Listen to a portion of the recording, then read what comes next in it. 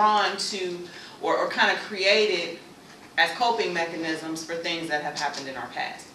Those barriers are also the very things that are kind of stopping us from forward motion. So the thing that we need to do is have a plan, right? Barrier plans. Did anybody think of plans for the barriers that they created? What were some of y'all's barriers? Shutting down. Shutting down. Oof. Lack of, just no communication. Just none. That is definitely a barrier. What else? I have a slight trust issue. Is it slight? It's only slight because it's only in certain situations. Okay. I would say. And are you able to easily identify those situations? You know what they are. You know when the trust issues happen. Oh, yes. I know. Any other ones? Lack of confidence.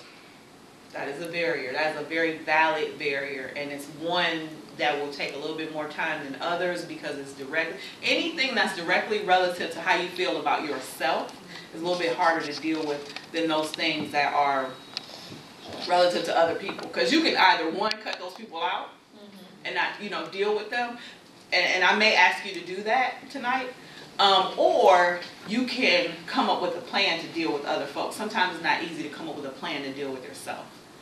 So did anybody come up with plans for the barriers that they had? So in other words, when I say a plan for a barrier, when this barrier comes up, because it's a kind of an automatic coping mechanism that our emotional selves have created when we really weren't looking or what have you because of situations.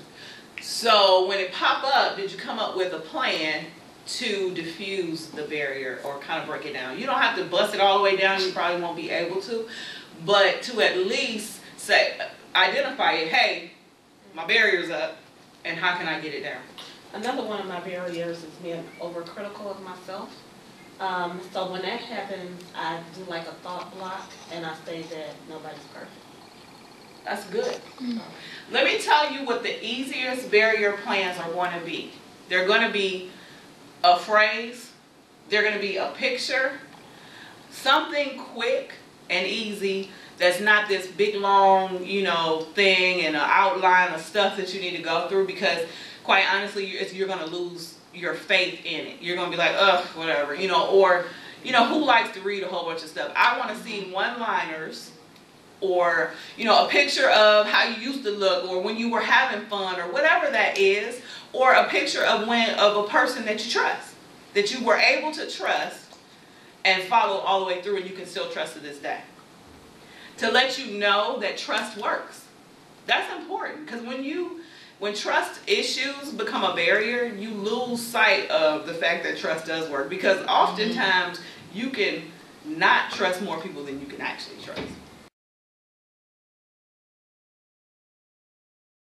All right, we said that this session was in front of the mirror and outside of the box. So let's talk about what we're going to talk about. You like? All right, the truth versus the excuse. Can you see the you in all of it? Trying versus making a choice. And accountable to who? Okay. I like to give these kind of bullet points because you have no idea what I'm going to say. You're like, wow, what's she going to say? I don't know yet. That's the beauty of it all. I don't know yet, but it's gonna take you to the next level. Okay. I want to talk about the truth. I want to talk about the truth. Okay. I don't want to talk about your truth. I want to talk about the truth. Okay. Tell me why you settle for less. Now, I've heard people say, well, because, I want to make sure that I don't want to miss out. Okay. That's an excuse. On why they settle for less? Why do you settle for less? Okay. You don't think you deserve good or better? I don't think I deserve better. Excuse. What else? Impatient. I'm tired impatient. Of waiting. I want it now. Well, that might be the truth, but it's lightweight an excuse. Lazy. I'm lazy. Well, no, that. Lord, that could be the truth. And that ain't no excuse. But however, let's talk about it. If you settle for less, there's something inside of you, probably one of the barriers that we discussed, low self-esteem. That is your truth. And you're using other things to cloud it, making excuses. Instead of dealing with, I'm settling for less because I feel I have low self-esteem. Like you said, I feel like I don't deserve it. You have low self-esteem. Why? Let's look at it. But until you're comfortable with saying what your truth is, the truth, you'll continue to make excuses and continue to settle for less. Why didn't I go back to school? Well, the money wasn't right. That's an excuse. There are grants out there. There are different things that you can seek to do these things. However, you're lazy and you make an excuse. Right? For whatever reason in your life, somebody either beat it out of you or you beat it out of yourself at some point and you lost it. It takes some getting used to, when presented with a problem, to look at it in a truth light versus an excuse light. It's easy to make an excuse for something and dismiss it. It's harder to look at the you in it, and that kind of takes us to the next one. Looking at the you in everything. Owning what the problem is, owning what the issue is, owning what your own challenges are, so that you can address them. No one can address your issues but you.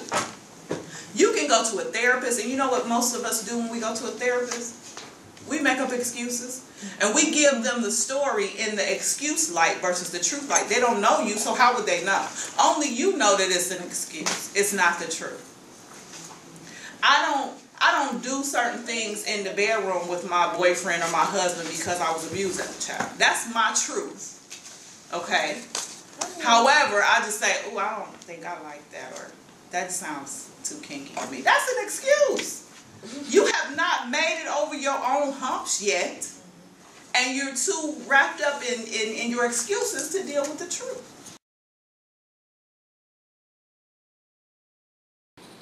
Some of us blame where we are today on things, people, places, situations, and circumstances without owning any of it. Is it safe to say, other than a little bit over there, that we are grown women at this point today? So whatever happens after you leave this room, can you own it? Yeah. Nothing is happening to you anymore. Nothing is happening to you that you don't want to happen to you. Maybe I need to clarify that, okay? Right? Because we're grown. And yes, something happened in our childhood. Something happened when we were teenagers. Something happened in our past marriages. That's fine. But today, I'm 31 years old. And I didn't hear that. I will take ownership of what happens to me. That's a powerful statement. That in itself is empowering. I will take responsibility for what happens to me. Until you can see the you. Yeah, I broke up with him because he was cheating on me and he didn't treat me right. And, you know, he was lying and he had, you know, texts for another girl in his phone, and he. Really? You know what I said? He did all of that to you? And what did you do? I'm so serious. Because you know what? I understand that he hurt you. He needs to, at some point, maybe not to you, he doesn't owe you anything. Let's just put this out here. Nobody owes anybody anything. Let's just point blank. However, at some point, he's going to have to explain his actions to a higher power. We agree? Okay. So let God handle him, because Lord knows he will. Okay, trust in that. Bless you. And the only way you can have, she is too cute. The only way you can have a real relationship is if you not only identify the you in your past relationship, what did you do wrong? Because we all did something wrong. Not only that, learn from it. We so caught up in what he did to me, girl, what he did to me. What did you do to you? Okay, you might have did something to him too. But what did you do to you? Did you settle for something that you didn't want just to be in a relationship? Therefore, when you were in the relationship, you were unhappy, and then you ended up nagging all the time, so he went and cheated on you, and it was just a domino effect? Oh, well, there's you. You can only grow until you own. When you start to own yourself in every situation, you can grow.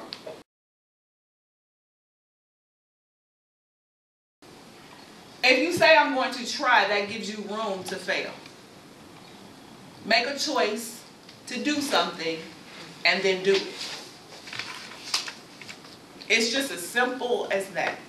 I'm going to try to lose weight on Monday.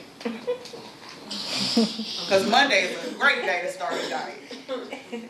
I'm going to try to go to the gym on Monday. I'm going to try it. Every week I'm going to go at least 3 times a week. Do it. Don't talk about it, do it. Right? I can show you better than I can tell you. Trying in itself and first, failure. That it is a possibility that I may fail, but I'm going to try. And be accountable to who? Yourself. How can you hold yourself accountable when the only person that's looking is you? That's not a rhetorical question. I want some feedback. How can you? I'm thinking, who cares enough for you to be accountable to them? Where book? You should care enough to be accountable to yourself. Who else besides yourself? Who else besides yourself? And a lot of times you don't even know you're broken. It's internal. Because we, again, are women and we're resilient. We sometimes take a beating and don't even know we're taking it. Because we are programmed to take the beating, get up, and move on because we got stuff to take care of. We don't have time to be beat down. And then at some point, when we're trying to move forward, or we're trying to go back to school, or get a new job, or find a man, whatever, which you shouldn't find a man, he should find you. However, we don't understand why that's not working for us. Because you're broken, boo. You're broken, and you need to heal from these things. And so these are our truths. Those broken pieces within us that we need to figure out are there and stop building on top of, Because that's what we tend to do. Oh, don't worry about me.